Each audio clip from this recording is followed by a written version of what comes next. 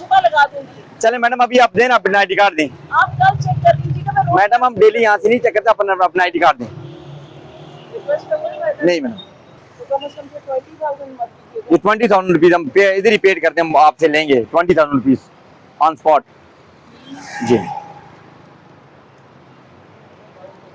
इससे ज्यादा ये ठीक है, आपको मत नहीं है। ये मैडम की नंबर प्लेट के लिए हमने जो है ना वो किया है कि नंबर प्लेट जो है ना उनको कैसे भी चेक करना था, मगर केसेस के लिए ऊपर शीट लगी हुई है।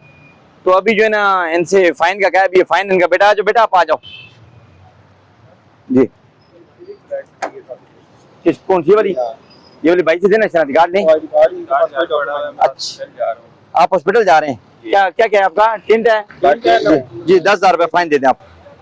अभी तो नहीं पड़े, अभी नहीं पड़े हुए? कोई मेहरबानी। अभी नहीं पड़े तो फिर गाड़ी आपकी जो है ना बंद करेंगे आप ही।